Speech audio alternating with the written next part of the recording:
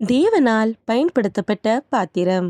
அவர் இயேசு கிறிஸ்து பெருகவும் நான் சிறுகவும் வேண்டும். யோவான் 3:30. தலைப்பு: இறை ஞானம் வேண்டும். இன்றைய தேவ மனிதர் தாமஸ் அக்வினாஸ். மண்ணில் பிறந்தது கிபி 1225 ஆண்டு. விண்ணில் சென்றது 7/3/1274 ஆண்டு. ஊர் அக்வினோ. நாடு இத்தாலி. தரிசன பூமி ரோம். 1225 ஆண்டு ஓர் அரச பரம்பரையின் அற்புத மகனாக பிறந்தார் தாமஸ் அக்வினாஸ். ஆடம்பரமான வாழ்க்கை அவருக்கு வெறுப்பை தரவே சொத்து சுகங்களை துறந்து எளிய வாழ்வு நடத்தும்படி துறவரத்தை மேற்கொண்டார். ரோம் நகர் நோக்கி பயணம் செய்து கொண்டிருக்கும் போது குடும்ப சேவகர்களால் பிடிக்கப்பட்டு வீட்டினுள் அடைக்கப்பட்டார். வெளியே செல்ல முடியாமல் தவித்தபோது தனது சகோதரியின் மூலம் அநேக புத்தகங்களை வாங்கி படித்தார்.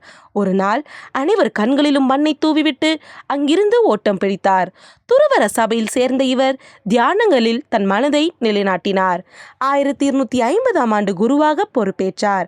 எழுத்து பணியே தனது பிரதான பணி என்று கருதிய இவரால் எழுதப்பட்ட இறையியல் சுருக்கம் என்ற புத்தகமே இறையியல் படிப்பிற்கு ஒரு ஆணிவேர்.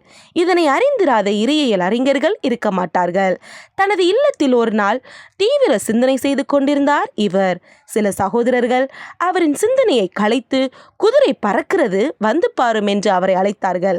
அவர் வெளியே வந்து எட்டி பார்க்கவே பொய் சொல்லி உம்மை முட்டாளாக்கி விட்டோம் என்று கொக்கரித்தனர். அக்வினாஸ் அவர்களை பரிதாபமாக பார்த்து பொய் சொல்லுவதை காட்டிலும் முட்டாளாவது ஒன்றும் பெரிதல்ல என்று கூறி சென்றார். சகோதரர்கள் வெட்கத்தால் தலை குனிந்தனர்.